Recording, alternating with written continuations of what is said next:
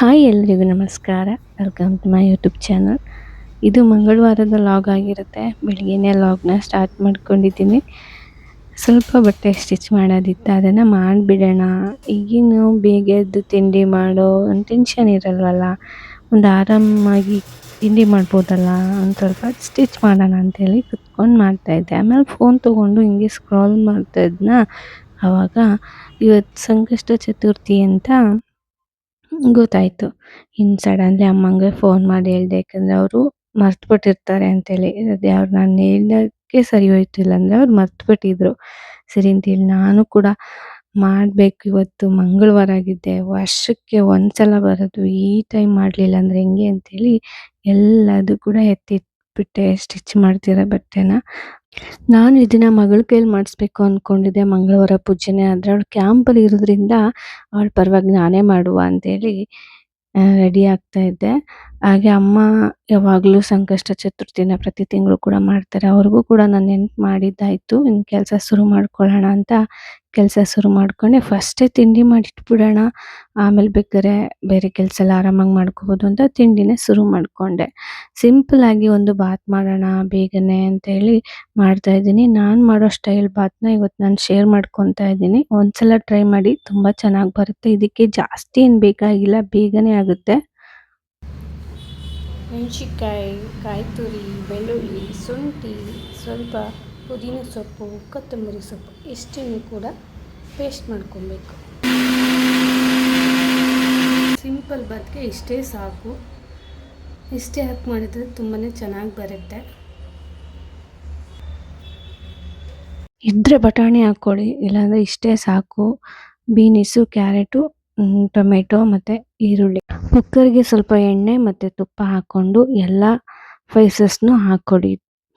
ಹಾಕ್ಕೊಂಡಾದ್ಮೇಲೆ ಅದನ್ನ ಸ್ವಲ್ಪ ಚೆನ್ನಾಗಿ ಫ್ರೈ ಮಾಡ್ಕೊಳ್ಳಿ.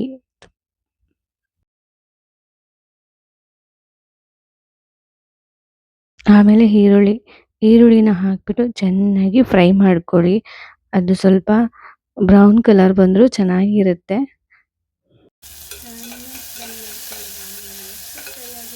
ಇವಾಗ ರುಬ್ಬಿಟ್ಟಿದ್ದ ಮಸಾಲಾನ ಹಾಕ್ಕೊಳ್ಳಿ. ಇದು ಹಸಿ ವಾಸನೆ ಹೋಗೋ ತನಕನೂ ಚೆನ್ನಾಗಿ ಫ್ರೈ ಮಾಡ್ಕೊಳ್ಳಿ. ಯಾರೆಲ್ಲ ಬಾತ್ ಮಾಡೋಕ್ಕೆ ಬರಲ್ಲ ಅಂತ ಇದ್ದೀರಲ್ಲ, ಅವರು ಒಂದ್ಸಲ ಈ ಥರ ಟ್ರೈ ಮಾಡಿ, ಖಂಡಿತ ಚೆನ್ನಾಗಿ ಬರುತ್ತೆ. ನಿಮಗೂ ಕೂಡ ಖುಷಿ ಆಗುತ್ತೆ. ಹಾಗೆ ಇದನ್ನು ಮಸಾಲೆ ಹಾಕ್ಕೊಂಡಲ್ಲ, ಅದನ್ನಾಗಿ ಚೆನ್ನಾಗಿ ಫ್ರೈ ಮಾಡ್ಕೊತಾ ಇದ್ದೀನಿ.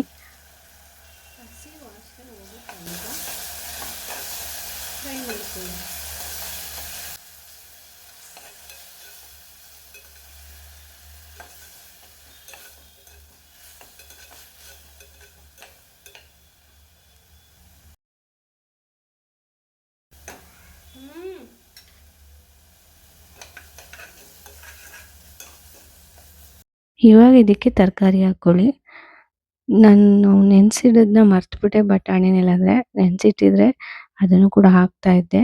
ಆಮೇಲೆ ಫ್ರೈ ಆದಮೇಲೆ ಒಂದೇ ಒಂದು ಟೊಮೆಟೊ, ನಾನಿಲ್ಲಿ 3 ಜನ ಇರೋದ್ರಿಂದ ಸ್ವಲ್ಪ ಮಾಡಿ ತೋರಿಸ್ತಾ ಇದ್ದೀನಿ. ಟೊಮೆಟೊ ಫ್ರೈ ಆದಮೇಲೆ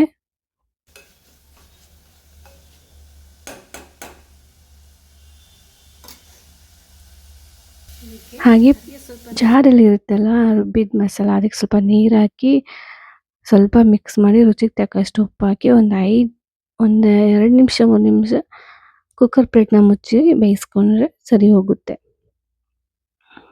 ಮಗ ಎದ್ದು ಬಂದಿದ್ದಾನೆ. ಚೆಲ್ಕೊಂಡ್ಬಿಟ್ಟಿದ್ದೀನಿ ನಾನು ಚಡ್ಡಿ ಮೇಲೆಲ್ಲ ಅಂದ್ಕೊಂಡ್ರೆ. ಹುಸಿ ಮಾಡ್ಕೊಂಡಿದ್ಯಾ? ಯಾಕೆ ಹುಸಿ ಮಾಡಬೇಕಾದಾಗ ಗೊತ್ತಾಗ್ಲಿಲ್ವಾ ನಿಂಗೆ?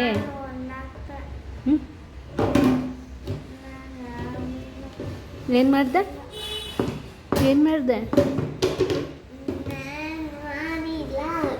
ನೀನು ಮಾಡಿಲ್ವಾ? ಇನ್ಯಾರು ಮಾಡಿರೋದು ಮತ್ತೆ? ನಾನೇ?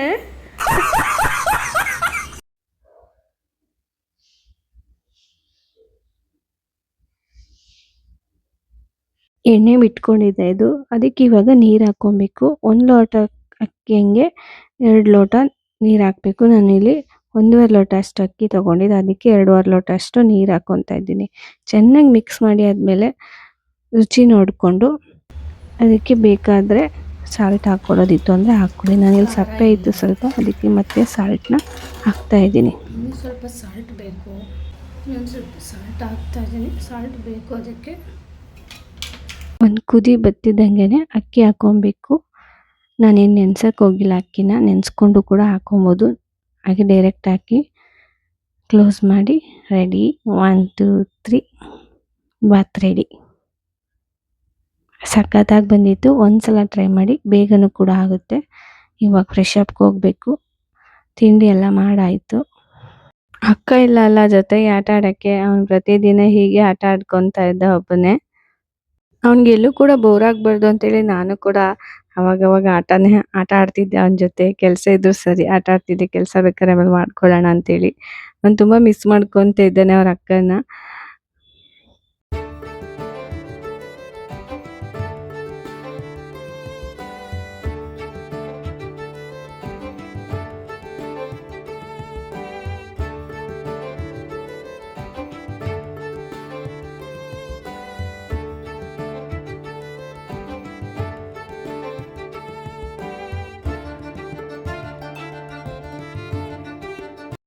ಟೈಮ್ ಬೇರೆ ಆಗ್ಬಿಟ್ಟಿತ್ತು. ಸರಿ ಪೂಜೆಗೆ ರೆಡಿ ಮಾಡ್ಕೊಳ್ಳೋಣ ಅಂತ ಪೂಜೆಗೆ ರೆಡಿ ಮಾಡ್ಕೊತಾ ಇದ್ದೀನಿ.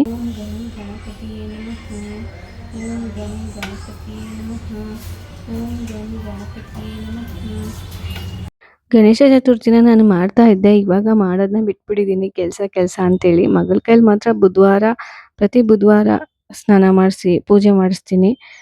ಸಂಕಷ್ಟ ಚತುರ್ಥಿನ ಮಂಗಳವಾರ ಬಂದ್ರಂತೂ ಯಾವುದೇ ಕಾರಣಕ್ಕೂ ಮಿಸ್ ಮಾಡದೆ ಮಾಡಿ. ತುಂಬಾ ಒಳ್ಳೆಯದು. ಪ್ರತಿ ತಿಂಗಳು ಮಾಡೋದಕ್ಕಿಂತ ಈ ಮಂಗಳವಾರ ಬರೋ ದಿನ ಮಾಡಿದ್ರೆ ತುಂಬಾ ಒಳ್ಳೆಯದಾಗುತ್ತೆ ಅಂತ ಹೇಳ್ತಾರೆ. ಮಗಳಿದ್ದಿದ್ರೆ ಖಂಡಿತ ಅವಳಿಗೆಲ್ಲ ಪೂಜೆ ಮಾಡಿಸ್ತಿದ್ದೆ ನಾನು.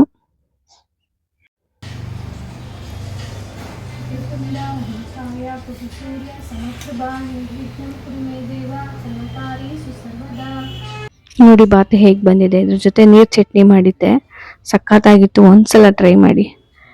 ನಮ್ಮ ಟ್ರೆಡಿಷನಲ್ ಡ್ರೆಸ್ಸು ಲಂಗ ದಾವಣಿ, ಆದರೆ ಜಾಸ್ತಿ ಹಳ್ಳಿಲೇ ಹಾಕ್ಕೊತಾ ಇದ್ದಿದ್ದು ಲಂಗ ದಾವಣಿನ. ಇತ್ತೀಚೆಗಂತೂ ಟ್ರೆಂಡಿಂಗಲ್ಲಿ ಜಾಸ್ತಿ ಮೆರಿತಾ ಇರೋದು ಅಂದರೆ ನಮ್ಮ ಲಂಗ ದಾವಣಿನೇ. ನಾನಂತೂ ಮದುವೆಗೂ ಮುಂಚೆ ಹಾಕ್ಕೊಂಡೇ ಇರಲಿಲ್ಲ ಲಂಗ ದಾವಣಿನ. ಹಾಕೊಳ್ಳೋ ಸಮಯ ಬಂತು, ಹಾಕ್ಕೊಂಡು ಪೂಜೆ ಮಾಡಿದೆ. ತುಂಬಾನೇ ಖುಷಿ ಆಯಿತು.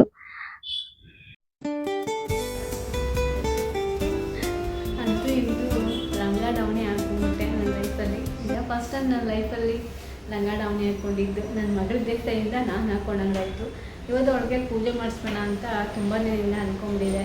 ಬಟ್ ಕ್ಯಾಂಪಲ್ಲಿ ಇದ್ದಾಳಲ್ಲ, ಅವಳ ಪತಿ ನಾನು ಪೂಜೆ ಮಾಡಿದೆ ಇವತ್ತು. ಇದು ಲಂಗ ನಾನೇ ಸ್ಟಿಚ್ ಮಾಡಿದ್ದು, ಅವಳಿಗೆ ಅಂತ ಮಾಡಿದ್ದೆ. ಬಟ್ ಅವಳು ಹಾಕ್ಕೊಳ್ಳಿಲ್ಲ. ನನಗೆ ಮ್ಯಾಚು ಪರ್ಪಲ್ ಕಲರ್ ಬೇಕಿತ್ತು, ಅದನ್ನು ಸ್ಟಿಚ್ ಮಾಡ್ಕೊಳ್ಳೋಣ ಅಂತಲೂ ಅಂದ್ಕೊಂಡಿದ್ದೆ. ಬಟ್ ಆಗ್ತಾ ಇರಲಿಲ್ಲ ಸ್ಟಿಚ್ ಮಾಡೋಕ್ಕೆ. ಬೇರೆ ಯಾವುದೂ ಆಗಲ್ಲ ಅಂತೇಳಿ ಎತ್ತಿಟ್ಬಿಟ್ಟಿದೆ. 1 ವರ್ಷ ಆಯಿತು ಲಂಗ ಸ್ಟಿಚ್ ಮಾಡಿ. ಹಾಗೆ ಇಟ್ಟರೆ ಸರಿ ಬರೋಲ್ಲ, ಯಾವುದಾದ್ರೂ ಸರಿ ಮಾಡ್ಕೊಳ್ಳೋಣ ಅಂತೇಳಿ ಅವಳಿಗೆ ಪೂಜೆಗೆ ಸಿಗಲಿಲ್ಲ ರೆಡ್ ಬ್ಲೌಸು. ಆಮೇಲೆ ರೆಡ್ ಬ್ಲೌಸ್ನ ಹಾಕ್ಕೊಂಡು ಓಡಾಡಿದೆ. ಗೆಜ್ಜೆ ಒಂದು ಹಾಕ್ಕೊಬಿಟ್ಟಿದ್ರೆ ಮಸ್ತ್ ಇರ್ತಿತ್ತು.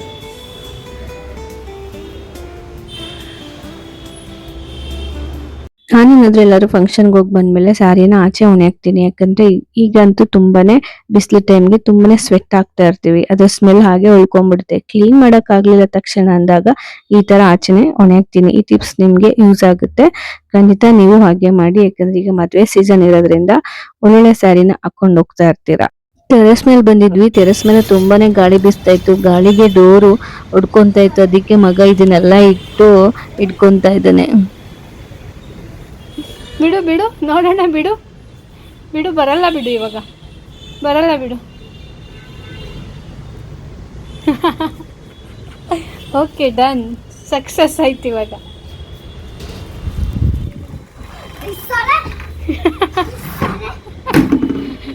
ಒಂದ್ಸಲ ಬಿಡು, ಹೆಂಗ್ ಬರುತ್ತೆ ನೋಡೋಣ. ಒಂದ್ಸಲ ತೆಗೆದ್ಬಿಡು, ಹೇಗೆ ಬರುತ್ತೆ ಅಂತ ನೋಡುವ. ತೆಗಿಯಮ್ಮ ಅದು.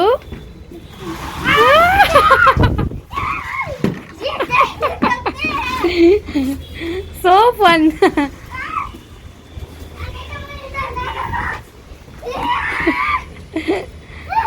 ನೀನು ಎಷ್ಟೇ ಹಾಕಿದ್ರೆ ಅದು ಗಾಳಿ ಬೀಸುತ್ತೆ. ಅದು ನೀನು ಎಷ್ಟೇ ಹಾಕಿದ್ರೆ ಅದು ಬರುತ್ತಮ್ಮ. ಅದು ನೋಡಲ್ಲಿ ಒಂದು ಒಂದು ಒಂದು ಒಂದು ಒಂದು